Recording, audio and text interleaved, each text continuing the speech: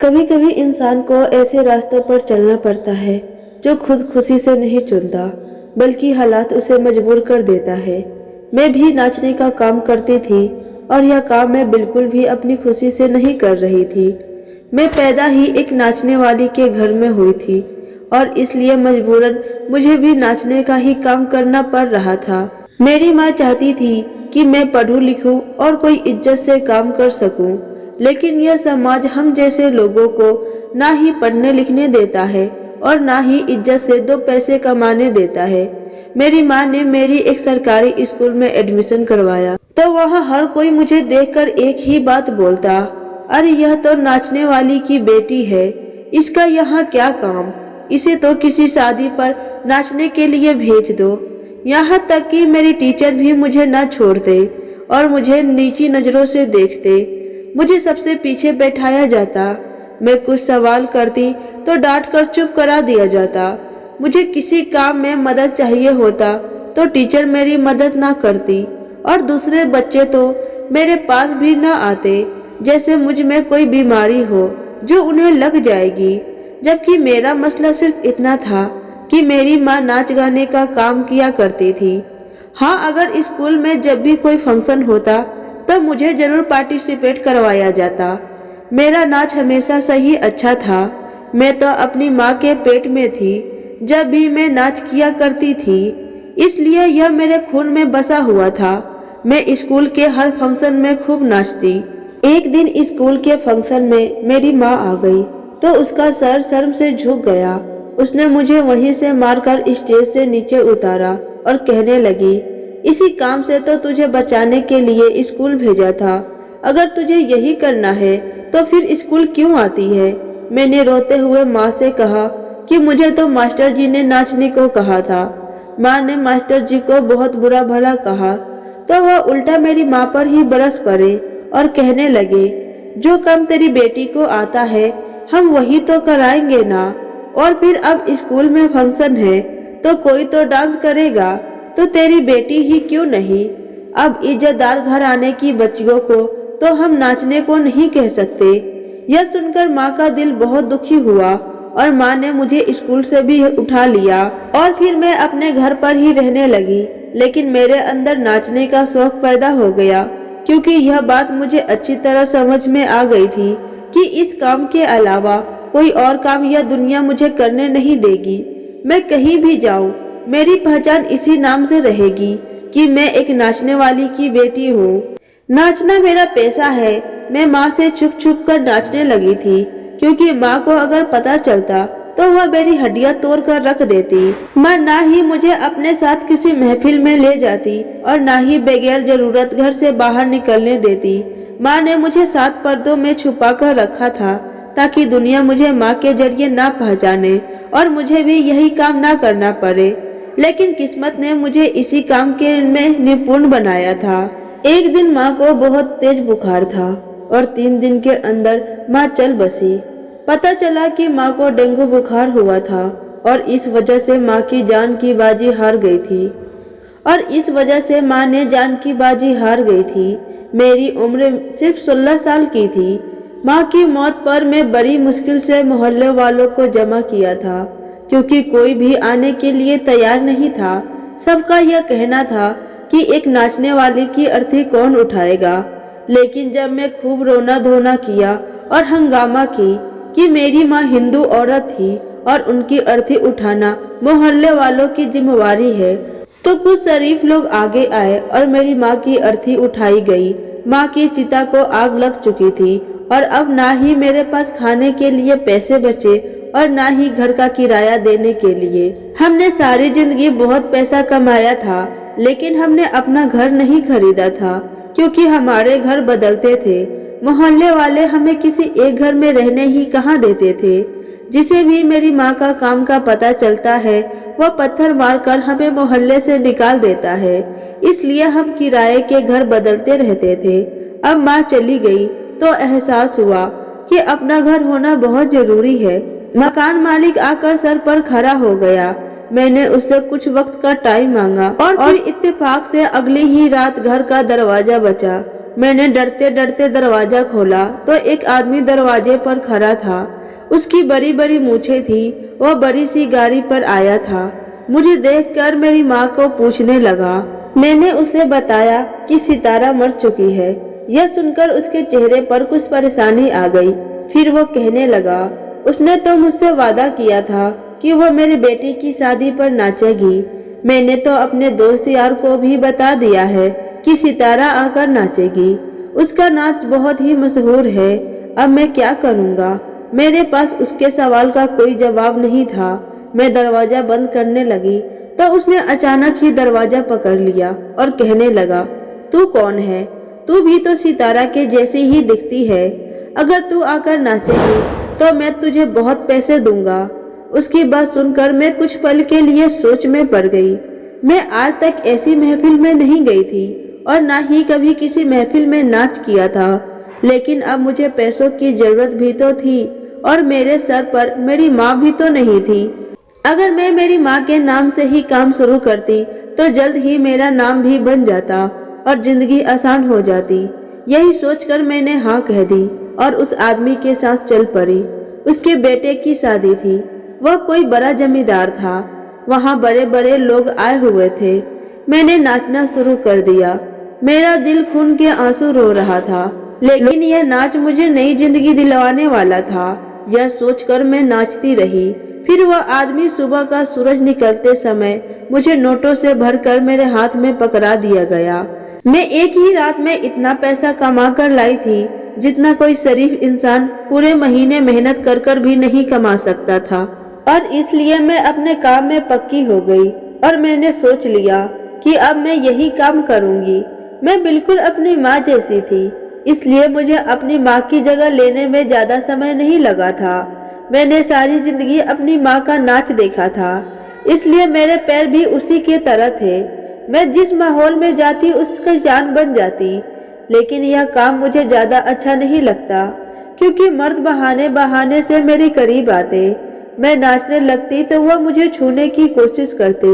वह अपने कमरे में मेरा नाच रखवाते और कभी कभी तो जबरदस्ती मेरे साथ फोटो खींचने के बहाने मेरे इतने पास आ जाते कि मेरे लिए सांस लेना भी मुश्किल हो जाता। लेकिन मैं कुछ ना कर पाती, क्योंकि मुझे इस काम के भी पैसे मिलते थे। मैं भी अपनी माँ की जैसे ही होती जा रही थी। सारा सारा दिन सोई पड़ी रहती और सारी सारी रात महफिल में खूब रौनक लगाती। मेरे पास बहुत पैसे आ गए थे, मगर कुछ नहीं था तो वह सुकून था। मेरी जिंदगी में बिल्कुल भी सुकून नहीं रहा था। हर वक्त मेरी अंतर आत्मा बेचैन रहती। अब मुझे समझ आ गया था कि मेरी माँ मुझे इस काम से क्यों दूर रखना चाहती थी। मैंने उसे भी इस तरह बेचैन और तड़पते हुए देखा था। शायद मेरी माँ भी यह काम खुशी से नहीं करती होगी। खैर, अब इस काम के सिवा मेरे पास कुछ और भी नहीं था, इसलिए बड़ी मजबूरी में ही सही, लेकिन मैं यह काम कर रही थी। और फिर एक दिन कमिश्नर की बेटे की शादी थी। शादी के एक रात पहले मर्दों की महफिल रखी गई थी और इस महफिल में मुझे खास तौर पर बुलाया गया था। मैं तैयार होकर इंतजार कर रही थी कि मेरे लिए कोई गाड़ी आएगी, क्योंकि मुझे जो भी महफिल में बुलाता वह घर से ही लेता और घर पर ही छोड़ कर जाता। जैसे ही दरवाजे पर दस्तक हुई तो मैं जल्दी से ताला लेकर निकल पड़ी। देखा तो एक पुलिस वाला मुझे लेने के लिए खड़ा था। उसने एक नज़र मुझ पर डाली और फिर नजरें चुरा लिया। शायद वो मेरी खूबसूरती से नजर चुरा रहा था, या फिर मेरे पैसे की वजह से उसे मुझसे नफरत महसूस हो रही थी। मैं समझ नहीं पाई थी। मैं उसके साथ गाड़ी में बैठकर चल पड़ी। सारा रास्ता खामोशी से गुजर गया। वह बहुत ही हैंडसम पुलिस ऑफिसर था। मेरी नजर बार बार उसके ऊपर पड़ रही थी। अगर ऐसी ही इज्जतदार पुलिस वाला किसी औरत की जिंदगी में शामिल हो जाए तो वह कितनी भाग्यशाली होगी। यही बात मेरे दिलो दिमाग में चलने लगी थी। एक पुलिस वाले पति के साथ तो औरत बड़ी ही सुरक्षित रहती होगी। मैं तो बिल्कुल ही सुरक्षित नहीं थी। हर महफिल में ना जाने कितने ही मर्द मेरे साथ ऐसा कुछ कर जाते, जिसे बताते हुए भी मुझे शर्म आती थी। मैं महफिल में पहुंची तो मुझे देखकर हर कोई तालियां बजाने लगा। हर तरफ से सीटियों की आवाज सुनाई देने लगी। खूब जोर शोर से गाने चलाए गए और फिर मेरे नाचने से वहाँ मौजूद एक एक इंसान झूमने लगा। लेकिन अगर कोई इंसान चुप था तो वो पुलिस ऑफिसर था, जो काफी दूर खड़ा बस मुझे ही देख रहा था। लेकिन ना ही उसके चेहरे पर कोई खुशी थी, ना ही कोई जोश। वह बिल्कुल खामोश था और जिस तरह से वह मुझे देख रहा था ऐसा लग रहा था उसे यह सब कुछ पसंद नहीं आ रहा। नाचते नाचते मैं भी उसकी तरफ देखी थी और दिल में उसके लिए इज्जत बढ़ गई थी। वाकई वह बहुत शरीफ और अच्छा इंसान था। शायद वह अपनी ड्यूटी की वजह से यहाँ मौजूद था, क्योंकि यह कमिश्नर की बेटे की शादी थी, इसलिए वह इस सब का हिस्सा बन गया था। ऐसे ही सुबह हो गई और फिर जब वह मुझे छोड़ने के लिए मेरे घर तक आया तो मुझे उतारते हुए कहने लगा कि आप बहुत खूबसूरत हैं, आपको यह सब शोभा नहीं देता। उसकी बात सुनकर मैं शर्मिंदगी से सर झुका ली और कहा कि इसके सिवा मुझे ना ही कोई काम आता है और ना ही यह दुनिया कोई काम करने देती है। मैं घर में दाखिल हो गई थी और वह वापस चला गया था। मेरे दिलो दिमाग में उसकी परछाई बैठ गई थी। मैं सोच रही थी क्या पता अब मैं उससे कभी देख सकूंगी या नहीं। और फिर अगली ही शाम मेरे दरवाजे पर दस्तक हुई तो मैंने देखा कि फूलों के गुलदस्ते के साथ कीमती उपहार था। मैं हैरान हुई कि यह किसने भेजा है और जब खोलकर देखा तो उसमें कार्ड था। हिंदी में लिखा था, इसलिए मैं थोड़ा बहुत पढ़ सकी थी। उसमें लिखा था कि आप पर यह चीज शोभा देती है लेकिन महफिल में नहीं। तन्हाई में खुद ब खुद मेरे चेहरे पर मुस्कुराहट फैल गई थी, क्योंकि इन शब्दों ने मुझे बता दिया था कि यह उपहार किसने भेजा है। मेरा दिल खुशी से खिल उठा था। ऐसा लग रहा था कि जैसे मेरी बंजर जिंदगी में बहार आ गई। मैंने उसको उठाया, वह पायल थी। मैंने जल्दी से उसे अपने पैरों में पहन लिया। काश कि यह इंसान मेरी जिंदगी का हिस्सा बन जाता और हमेशा के लिए मुझे अपना लेता। मैं दिल में यह प्रार्थना की थी और शायद प्रार्थना कबूल हो गई, क्योंकि उस दिन के बाद इस तरह के उपहार आने शुरू हो गए थे। और फिर एक दिन वह खुद चला आया। उसे देखकर मेरी खुशी की सीमा ना रही थी। हम दोनों की मुलाकात का ना रुकने वाला सिलसिला शुरू हो गया था। वह चाहता था कि मैं इज्जत की जिंदगी गुजारूं और इस नाच गाने से बाहर निकल जाऊं। मैं भी यही चाहती थी, इसलिए मैंने उससे शादी की बात की और वह शादी के लिए तैयार हो गया। मेरे लिए इससे बढ़कर और क्या हो सकता था कि मुझे हमेशा के लिए सुरक्षा मिलने वाली थी। और फिर एक दिन उसने चुपके से मुझसे शादी कर ली। अब मैं उसके घर जाना चाहती थी और इज्जत की जिंदगी गुजारना चाहती थी। उससे कहा कि वह अगले दिन मुझे अपने साथ ले जाएगा। मैंने अपना सारा घर लॉक किया, कुछ जरूरी सामान बांधा और उसका इंतजार करने लगी। रात के अंधेरे में वह मुझे लेने के लिए आ गया। मुझे लेकर एक बहुत दूर दराज इलाके में पहुंच गया। वहाँ एक छोटा सा घर था। मैं उसके अंदर दाखिल हुई तो कुछ हैरानी हुई, क्योंकि वहाँ कई सारी लेडीज पुलिस बैठी हुई थी। घर के अंदर लेडीज पुलिस को देखकर मैं हैरान रह गई। मेरे पति तो मेरे पीछे अंदर ही नहीं आए थे। वह गाड़ी लॉक करने के लिए बाहर रुक गया था। वह पुलिस वाली औरतें मुझे जबरदस्ती एक कमरे में लेकर गई और फिर मेरी जान निकल गई। मेरी चीखों से सारा घर गूंज उठा था। 2 घंटे मैंने तकलीफ से गुजारे थे। मुझे समझ नहीं आ रहा था कि मेरे साथ ऐसा क्या हुआ। मैंने तो अपनी खुशी से अपने आप को सुरक्षा देने के लिए पीयूष से शादी की थी, लेकिन ना जाने वह कहाँ चला गया था। मुझे इन औरतों के सहारे छोड़ गया था। औरतें मुझे टॉर्चर कर रही थी और मुझसे ऐसे सवालें कर रही थी जिनके जवाब मेरे पास नहीं थे। मैं उनके किसी भी सवाल का जवाब नहीं दे सकी तो उनमें से एक लेडीज इंस्पेक्टर ने किसी को फोन मिलाया और कहने लगी, पीयूष ये लड़की इतनी सीधी नहीं है, तुम तो इसे मासूम कह रहे थे। यह जुबान खोलने को भी तैयार नहीं है। हम इस पर हर तरह का टॉर्चर कर चुके हैं। अब तुम आकर इसकी जुबान खुद खुलवाओ। उस औरत के मुंह से पीयूष का नाम सुनकर मेरा माथा ठनका और मैं सोचने लगी कि पीयूष आखिर मुझसे क्या चाहता है। उसने मुझसे शादी क्यों की थी? मुझे तो लगा था कि वह मुझसे प्यार करता है, इसलिए मुझसे शादी की है। मगर अब मुझे समझ आ रहा था कि असल बात कुछ और ही थी। पिछले 2 घंटे से वह औरतें मुझे जिस तरह के सवाल कर रही थी, मुझे उनका जवाब नहीं मालूम था। और अगर पीयूष भी मुझसे यही जानना चाहता था तो मैं उसके भी कोई सवाल का जवाब नहीं दे सकती थी। कुछ देर गुजरी कि कमरे का दरवाजा खुला। पीयूष अंदर दाखिल हुआ और उन औरतों से बाहर जाने का इशारा कर दिया। वह 6 की 6 औरतें बाहर निकल गई। पीयूष मेरे पास आकर बैठ गया और कहने लगा, मैं तुम्हारे साथ कुछ भी गलत नहीं करना चाहता। अगर तुम इन औरतों को सीधी तरह से हर बात बता देती तो तुम्हें इतना टॉर्चर बर्दाश्त नहीं करना पड़ता। मैं तुमसे सच में प्यार करता हूँ, तुम्हें दर्द में नहीं देख सकता, इसलिए यहाँ से चला गया था। लेकिन मुझे नहीं मालूम था कि तुम इतनी जिद्दी निकलोगी कि उनके किसी भी सवाल का जवाब नहीं दोगी। मैं रहते हुए पीयूष से कहा, तुमने मेरे साथ धोखा किया। शादी के नाम पर तुमने मुझे इन औरतों के हवाले कर दिया। यह क्या पूछना चाहती है? मुझे सच में नहीं पता है। मैं नहीं जानती कि वह कौन सा राज है जो यह मुझसे उगलवाना चाहती है। मैं तो इज्जत की जिंदगी गुजारना चाहती थी, इसलिए तुमसे प्यार में खुद को तबाह कर बैठी। लेकिन तुमसे अच्छे तो वह मर्द हैं जो मुझे पैसे देकर नाचने के लिए बुलाते हैं। कम से कम वह मेरा भरोसा तो नहीं तोड़ते। मेरी बात सुनकर पीयूष कुछ पलों के लिए चुप हो गया।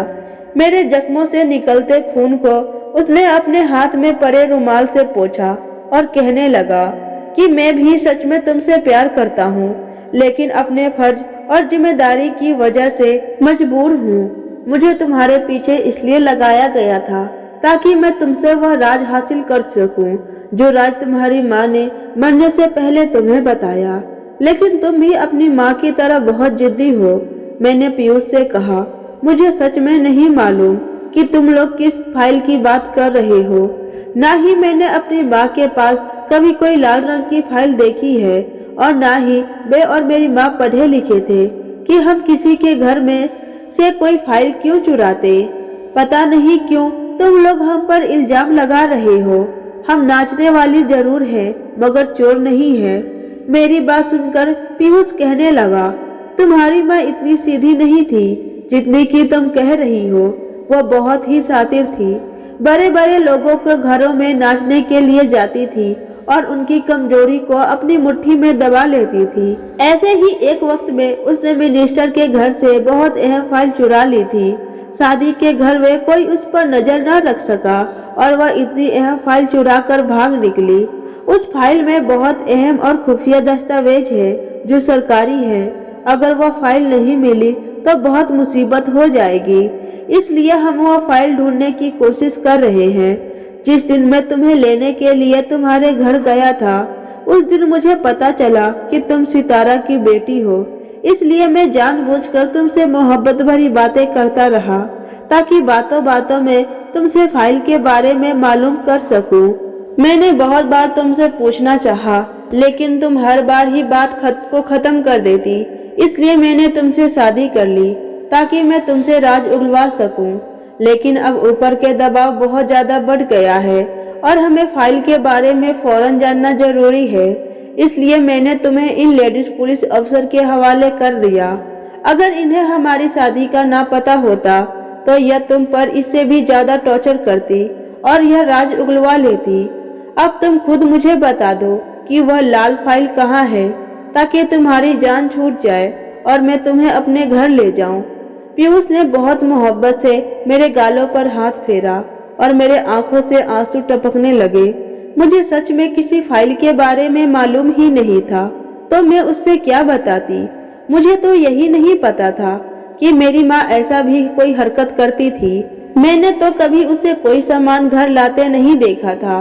पीयूष के हर बार पूछने पर मैंने उसे यही जवाब दिया तो वह बहुत ज्यादा गुस्से में आ गया और उसने मेरे मुंह पर एक जोरदार तमाचा दे मारा और कहने लगा, अगर तुमने यह राज न बताया तो मुझे तुम्हें तलाक देनी होगी और फिर तुम जेल के सलाखों के पीछे होगी। यह सुनकर मेरे कदमों तले जमीन निकल गई और इस डर से कि कहीं वह मुझे तलाक ना दे दे, मैंने झूठ कह दिया कि मुझे उस फाइल का पता है। मेरी बात सुनकर उसके चेहरे पर चमक आ गई।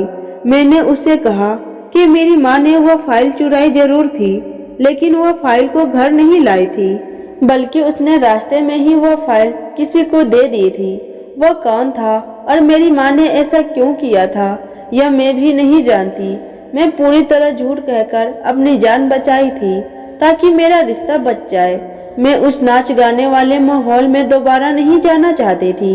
लोगों की नज़र अब मुझे बर्दाश्त नहीं होती थी।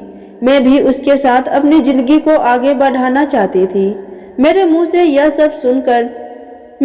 यह सब सुनने के बाद पीयूष ने मेरा हाथ पकड़ा और मुझे अपने घर ले आया, अपनी माँ से मिलवाया और मैं इज्जत की जिंदगी को जीने लगी। मेरे ससुराल वाले को नहीं मालूम था कि पीयूष मुझे कहाँ से लाया है और मैं क्या काम करती थी।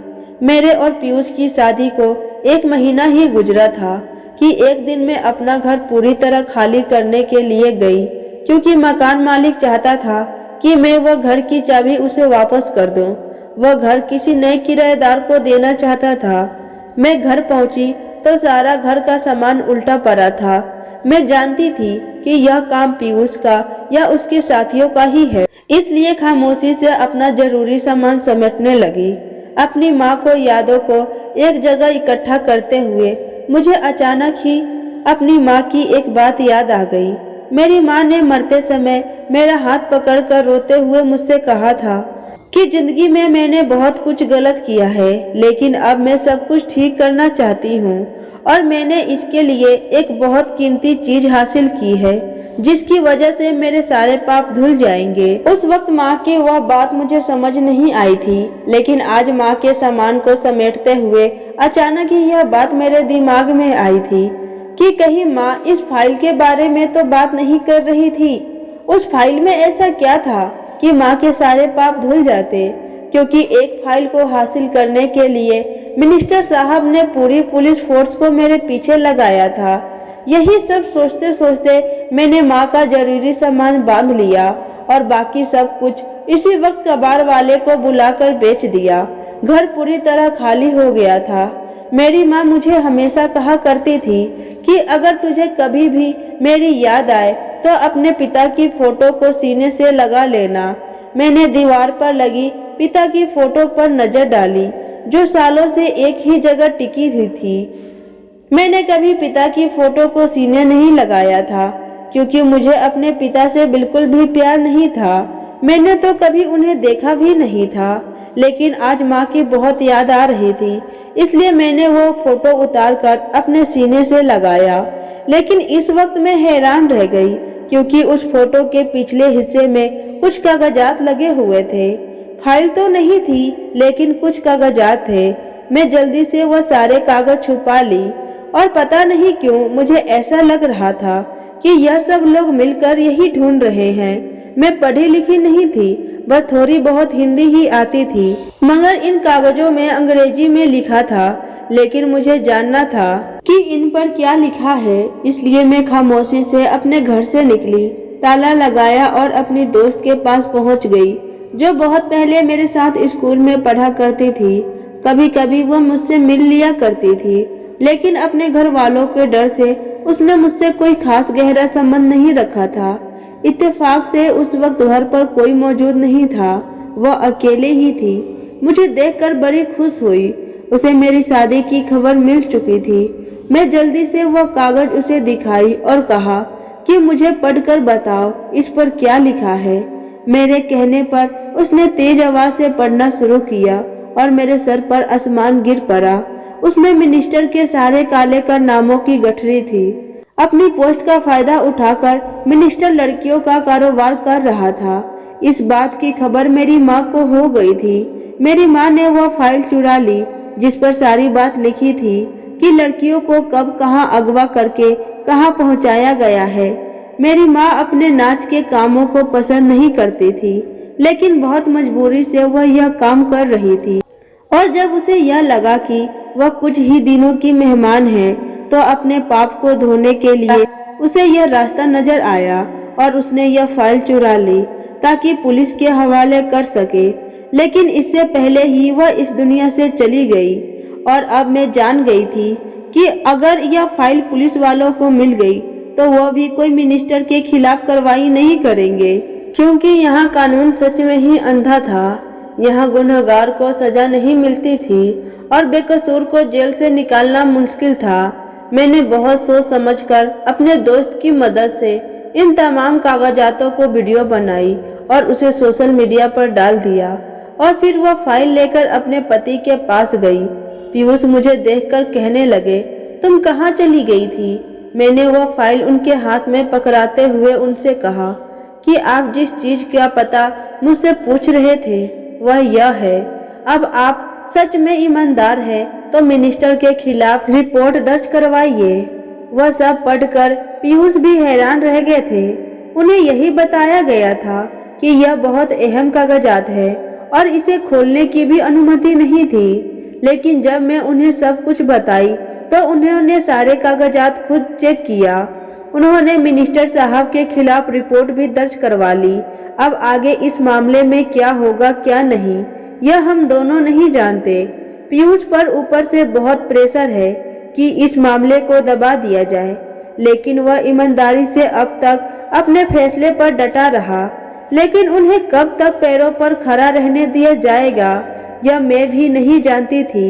हमारे मुल्क में ईमानदारी से नौकरी करने को इस कदर मुश्किल बना दिया जाता है कि अगर कोई इंसान सही रास्ता पर चलना भी चाहे तो उसे नौकरी से निकाल दिया जाता है। शायद इसलिए मुल्क में ना ही चैन शांति रही है और ना ही इंसाफ। तो दोस्तों, कैसी लगी आपको मेरी आज की कहानी? अगर कहानी अच्छी लगी हो तो प्लीज इसे लाइक करें, शेयर करें और अपनी राय कमेंट बॉक्स में जरूर बताएं। अच्छी अच्छी कहानी सुनने के लिए चैनल को सब्सक्राइब करना ना भूलें। तो मिलते हैं एक और नई कहानी के साथ।